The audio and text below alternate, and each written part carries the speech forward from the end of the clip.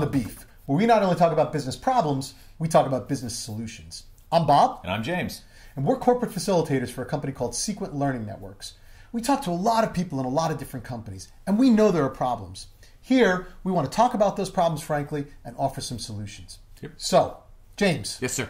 What's your beef today that you want to talk about? My beef today comes from a recent customer I visited, and the beef was around getting approvals and working through the process, gaining consensus. And the beef was that it takes too long. Okay. And there tends to be too many people they've got to meet with. So the time that it takes, pushing out the process, and the amount of sort of kind of chefs in the kitchen, so to speak. So what kind of thing was it? It was around like business cases, investments, strategies, like what kinds of things? The particular one we talked about was around business cases. Okay. So I was talking to in this training, I was talking to a group of product managers, and we were going through business cases and saying that as you work through the business case, you want to make sure that as you're coming to new ideas and you're coming to different topics, that you're gaining kind of consensus up, down, and around, especially from senior execs, so that when the time comes that you're looking for a final approval, it's just a head nod. Right? So it's just a matter of getting everybody in the same room and getting that head nod. And what they said back to me was, yeah, that's all well and good, and I agree that it's necessary, but the difficulty is I've got so many people to meet with, and then they don't, or they have questions, and they have new ideas for my product, and they have this, or they have this, and it just draws out the process even longer and longer. So I hear about this a lot too, and I've experienced it a lot, and I think maybe it sounds to me like maybe they were missing a little bit of the point, right? And the point was, the only way you're going to get that head nod is if you invest the time up front to get people's approval. And I would even say that when you invest that time up front, it's not even approval anymore. It's buy-in, right? And there's a big difference between those two things.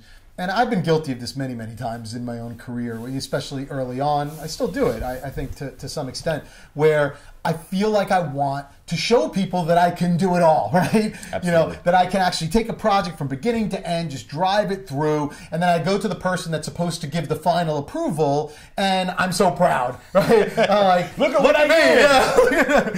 Here I am, and aren't you glad you have me for? And then I'm really, really disappointed when the reaction is, why didn't you tell me about this? And did you think about this and that? And the other thing, they ask a million questions, and I'm just like, Absolutely. I'm a horrible, horrible human being. Completely the opposite of the way I went in there feeling. And then, it took me a while to realize that the reason I'm getting that reaction is because human nature is you want to be part of the process, right? You don't want to just have, a stamp of approval. That's not fun for anybody. You want to feel like you've contributed something. And I think executives are no different.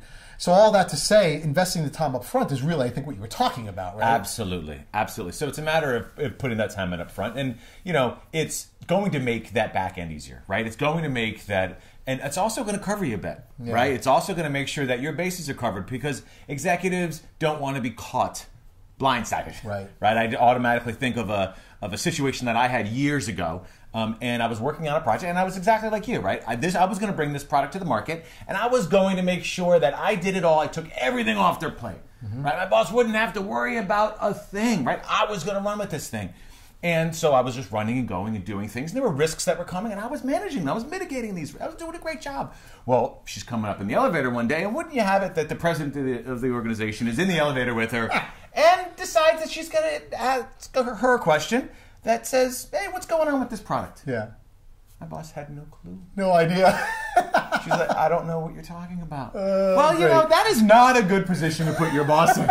So she immediately walked out of the elevator with smoke, I'm sure, coming out of her ears. And where do you think she went as she walked out of that elevator? Let me guess. To the hero's office. Directly to Superman's office, right? Exactly. Walked into my office and said, what is going on?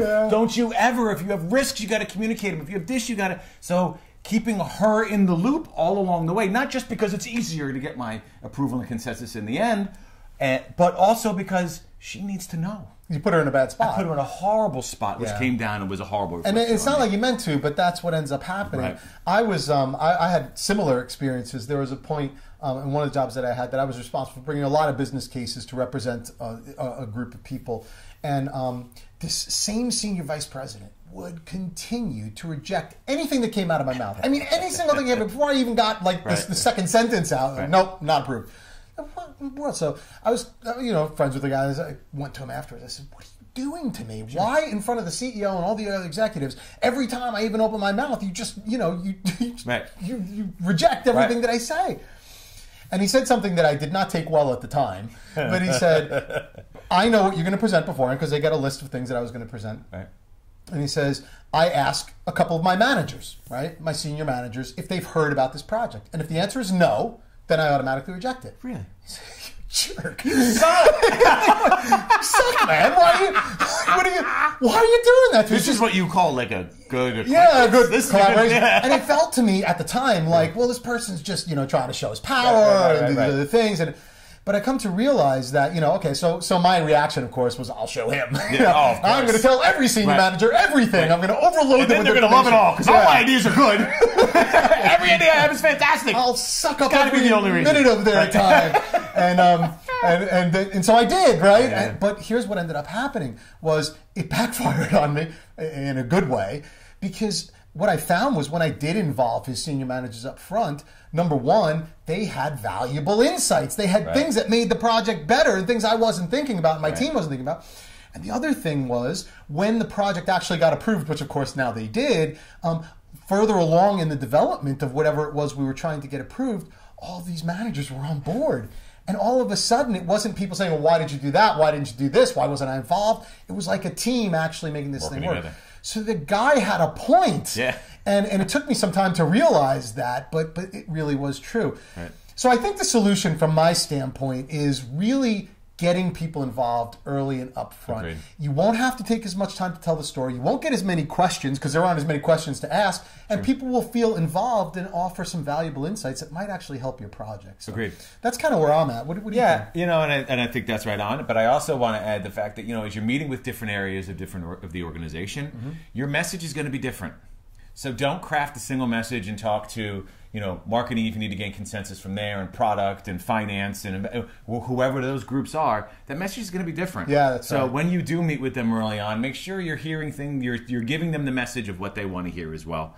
And that's also upfront and the right message. It's going to really make for a smoother process. Yeah, it's a really important point because you said something in the beginning, like too many cooks in the kitchen. Right. And I think that, it's true. You can't treat everybody as if they want to be involved or need to be involved because then you're never going to get anything done. So know really where the people that need to be involved should be involved, involve them at the right time, get their insights. And then the people that just kind of need to know, you can do that. And there's this RACI matrix that a lot of people talk about, responsible, accountable, consulted, and informed. That's one of many ways to kind of assign responsibility, even in your own head, to get it organized as to who you need to get involved into these projects. But get them involved early, get them involved up front. Don't feel like you have to be the hero, because you rarely will be if you keep the project from everybody. Agreed. So good stuff, man. All right.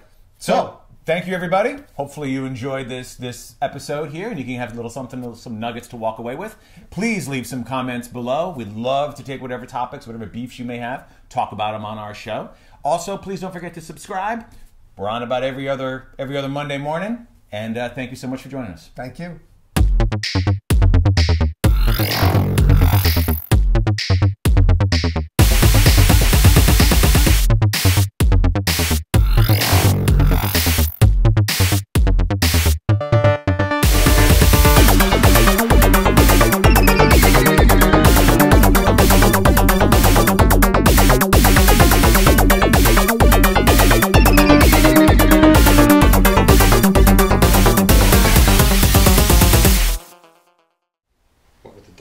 Suit today.